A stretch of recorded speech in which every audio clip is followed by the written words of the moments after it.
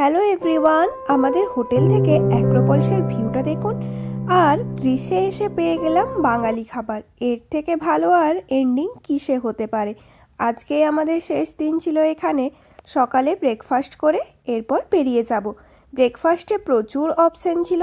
Hello, এই সবে আসলাম, তারপর আবার রেডি হয়ে গেছি। আর এখন আমি যাচ্ছি আমাদের হোটেলের রুপটপে, যেখানে আছে বার কাম রেস্টুরেন্ট, আর যেখান থেকে কলোসিয়ামের ভালো ভিউ পাওয়া যায়। তার জন্যে আমি এখন সেখানেই যাচ্ছি। এখন আমি লিফটের জন্য দাঁড়িয়ে আছি। ডোর ওপেন রেখেছে কেউ, যার জন্য লিফট নিচে আসতে পারছে না। আর ওদিকে সানসেট হয়ে গেল। যে কত রকমের সমস্যা একসাথে আসে, এবারে কিছু বলার নেই। এমনিতে আমি রেডি হচ্ছিলাম, বাইরে থেকে আসার পর নিচে রয়ে গেছি। এরপর ওইদিকে সানসেট হয়ে গেলে তো আমাকে প্রচুর কথা শোনাবে, যে সানসেট হয়ে গেলে তুমি দেখতে যাবে না, আমি খুব ভালো দেখে ফেলেছি। আর যেটা শুনে আমার খুব খারাপ লাগবে, কিছু করার নেই। অনেক কষ্টে লিফট এসছে, আমি অ্যাটলিস্ট যেতে পারবো। আর 5-10 মিনিটের মধ্যে সানসেট হয়ে যাবে, পুরো কমপ্লিট ডান। যা ভয় পাচ্ছিলাম তাই হলো। দেখুন তো, সানসেটটা হয়ে গেছে, সন্ধে নেমেও এসছে। সন্ধেবেলায় ওই লাইটগুলো জ্বললেও কিন্তু বেশ ভালোই লাগবে। তার জন্যে আরও বেশ খানিকক্ষণ এখানেই ওয়েট করি। তবে দূর থেকে অ্যাক্রোপলিসকে কি ছোটোই না লাগছে, যেন একদম ছোট্ট একটি বাড়ি। কিন্তু দেখুন, ধীরে ধীরে লাইটগুলো জ্বলতে শুরু করেছে। বলে না, এথেন্সের কেন্দ্রবিন্দু হলো এই অ্যাক্রোপলিস। তা সত্য। ভাবুন, একদম মাঝখানে এই অ্যাক্রোপলিস আছে, আর চারদিকে ঘিরে রয়েছে তাকে বাড়িঘর। এই অ্যাক্রোপলিসের ওপর থেকে পুরো এথেন্স শহরটার কত সুন্দর একটা ভিউ পাওয়া যায়, সেটা তো আজকে আমি আপনাদেরকে দেখালামই। এখন এই রাতের অ্যাক্রোপলিসকে এত দূর থেকে দেখতে কেমন লাগে সেটাও দেখুন। আর সাথে এই পুরো শহরটাকে ঠিক কতটা আলোয় সেজে ওঠে রাত হলে সেটাও দেখুন।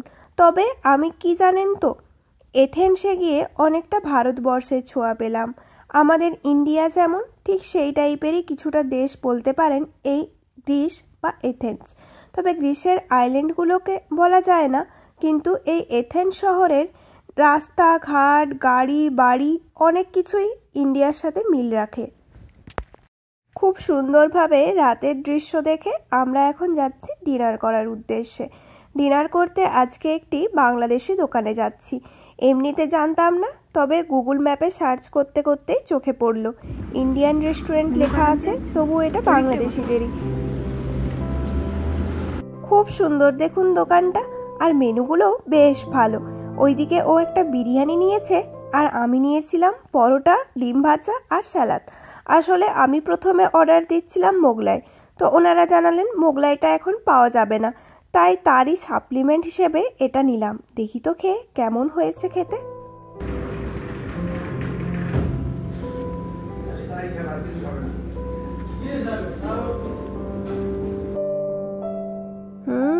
বেশ ভালো খেতে, অন্যরকমই স্বাদ। কিন্তু আসলে বিদেশের মাটিতে দেশি খাবারের স্বাদ দ্বিগুণ বেড়ে যায়। হোটেলের ছাদ থেকে যখন অ্যাক্রোপলিস দেখা যায়, তখন ভাবলাম এই মধ্যরাত্রিতে অ্যাক্রোপলিসকে ঠিক কেমন দেখতে লাগে সেটাও দেখে আসি। চলুন, এই ছিল সেই শহর। আর এই দিকে সকাল সকাল আবার চলে এসেছি। এখন যাব ব্রেকফাস্ট করতে। ব্রেকফাস্ট ছিল আমাদের হোটেলের কমপ্লিমেন্টারি, তাই চলে এসেছি ব্রেকফাস্টের জন্যে। এখানে দেখছি প্রচুর অপশান আছে, তো এখানে সবগুলোর মধ্যে যেটা পছন্দ হবে সেই অনুযায়ী কিছু নিয়ে নেব। চিজ টিজ তো আমি একদমই হাত দিই না। আর এখানে ছিল কিছু ওই সালামি টাইপের, যেগুলো আমি পছন্দ করি না। এখানটাতে অনেক রকমের স্যালাড, অলিভ এইসব আছে, এইগুলো খানিকটা করে নিয়ে নেব। ওই দিকটা দেখি কি, এটা ফল কাটা রয়েছে। আর এই দিকে কর্নফ্লেক্স খাওয়ার জন্য একদম স্ক্রাম্বেলড করে কিছু ফল রয়েছে। এটা কিন্তু গ্রিকদের একটা বিখ্যাত ডেজার্ট আইটেম বলতে পারেন। টমেটো, তার উপরে টোফু দেওয়া থাকে, আর নিচে ব্রেড। টোফু কি, সেটি হলো একটি পনিরেরই এক জাত। আর এইদিকে সিঙ্গাড়া ছিল, সিঙ্গাড়া না, ভেতরে স্পিনাচের পুর দেওয়া ছিল। এদিকে দেখছি কফির সাথে খাওয়ার জন্য কিছু কেকও আছে, এই কেকটিও একটি নিয়ে নেব। চলুন তাহলে এরপরে প্লেটটি নিয়ে আসি, আর প্লেট ভর্তি করে খাবার নিয়ে বসে পড়ি। এই হলো আজকের আমার হেলদি আর টেস্টি ব্রেকফাস্ট। খাবার খুব একটা মন্দ ছিল না, আবার খুব যে আহামরি টেস্ট ছিল তাও বলবো না। এখানে কিছু জুসও নিয়ে নিয়েছি, আর এগ নিয়েছিলাম, স্ক্রাম্বেলড এগ নিয়েছিলাম, একটা স্পিনাচ নিয়েছি, আর নিয়েছি ক্রোসেন্ট আর ব্রেড বা ক্রোসেন্ট ছাড়া তো এখানে কোনো কিছুই কমপ্লিট না, তাই সেগুলোও নিয়ে নিয়েছি। আর ওই সাইডে কেক নিয়েছিলাম একটা।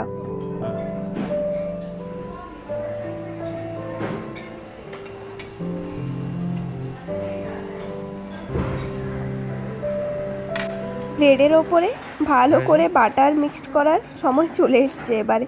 চলুন নিয়ে নিই। আর এই দিকটাতে আমি আসলাম একটা কফি নিতে।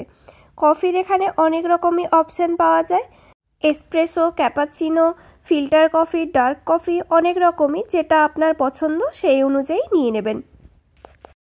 কফি বিনস থেকে যেহেতু কফি ক্রাস্ট করে দেয় তাই একটু টাইম লাগে।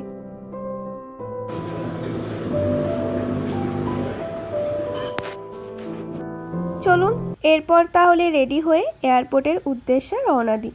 সকালে খাওয়া দাওয়া হয়ে গিয়েছে, এরপর রুমটাকে টাটা বলার পালা চলে এসছে। আর একবার শেষবারের মতো দেখে নিই কোথাও কিছু রয়ে গেল কিনা। যদিও এমনিতে এই অভ্যাস আগে আমার ছিল না, তবে মাঝে মধ্যে আমি কিছু ভুলে চলে আসি, তাই এখন আবার শুরু করেছি যে যাওয়ার আগে অন্তত একবার সবগুলো চেক করে যেতে হবে।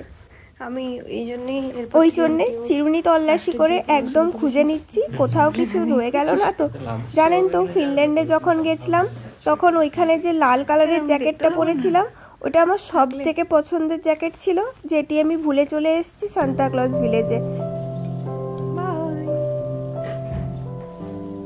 আজকে অনেক দিন পর চুলে একটু খোপা বেঁধেছি, বেশ গরম গরম লাগছিল, আর চুলগুলো ঘাড়ের কাছে পড়ে থাকলে গরম যেন আরও বেশিই লাগে, তাই বেশ সুন্দর করে একটি খোপা বানিয়েছি।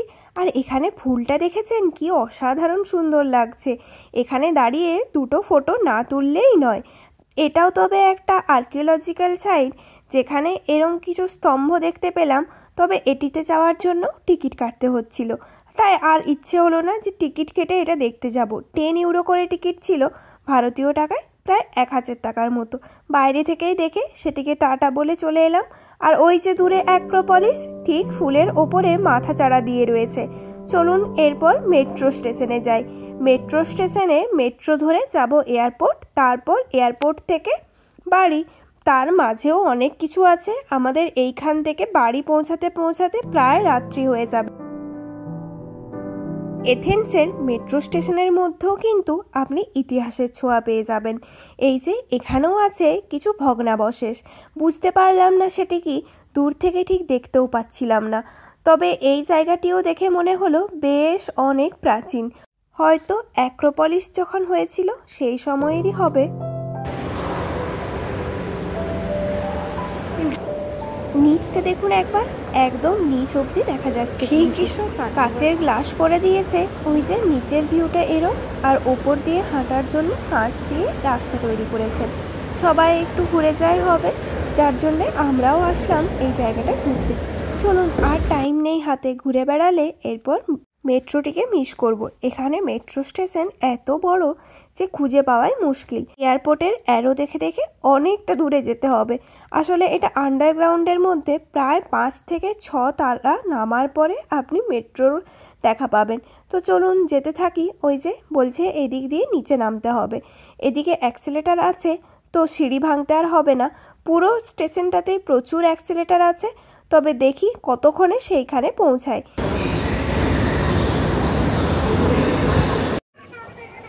এবারের মতো আমাদের ট্রিপ শেষ, আর আজকে আমরা যাচ্ছি বাড়ি, যার জন্য এথেন্স এয়ারপোর্টে চলেও এসেছি। প্রথমে এথেন্স থেকে যাব ফ্র্যাঙ্কফুর্ট, ফ্র্যাঙ্কফুর্ট থেকে যাব নেদারল্যান্ডস। যাক, এয়ারপোর্টে পৌঁছে গেছি, আর আসার পরেই দেখলাম এখানে প্রচুর দোকান রয়েছে। এথেন্স এয়ারপোর্টটি বেশ বড়, সাজানো গোছানো। জল ফ্লাইটে দেবে, দেখবে। ডিশের সিকিউরিটি চেক ইন কিন্তু বেশ স্মুথ, খুব একটা বেশি ঝামেলা করতে হয় না, ব্যাগ থেকে কিছু বের করাতেও হয় না, যেটা আজকে খুবই ভালো লাগলো। এরম খুব কম জায়গাতেই থাকে যেগুলোতে স্মুথলি হয়ে যায়। বেশিরভাগ এয়ারপোর্টে এইটা ওটা বের করাতে হয়, এই খোলো সেই খোলো, সে আলাদাই দাবি। তবে যেসব এয়ারপোর্টগুলোতে স্মুথলি হয়ে যায় তাদের হয়তো ঝামেলাও কম থাকে।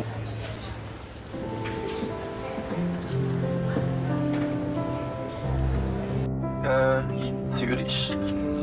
Mit dieser Verspätung hier in Athen werden wir aber immer noch pünktlich in Zürich landen. কি বলছেন উনি? কিছু বুঝতে পারলেন? আমি তো পারলাম না। যদি পারেন তো বলবেন আমাকে। আর এইটুকু বুঝতে পারলাম যে এরপর আমাদের ফ্লাইট টেক অফ করবে। কোনো রকমে শুয়ে বসে দাঁড়িয়ে 3 ঘন্টার যাত্রা শেষ করলাম। আর কিছুক্ষণের মধ্যেই পৌঁছে যাব। আজকে তো হল্ট আছে জিউরিক এয়ারপোর্টে, সেইখান থেকে যাব আমস্টারডাম। তার মধ্যে দুপুরে কিছু খাওয়া হয়নি, নেমেই কিছু একটি খাবার ব্যবস্থা করতে হবে।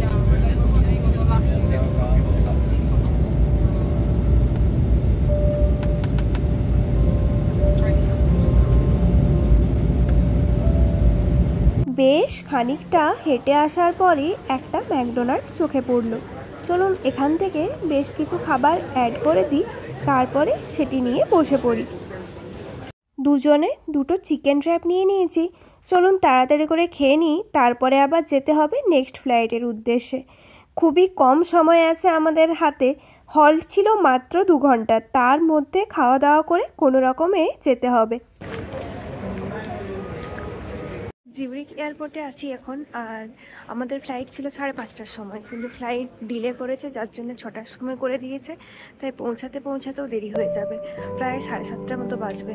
তারপরে ট্রেন নিয়ে যেতে হবে বাড়ি, তারপরে যে রান্নাবান্না, বাপরে দেখা যাক কখন ফ্লাইট আসে। আর এখনও আমাদের বোর্ডিং শুরু হয়নি।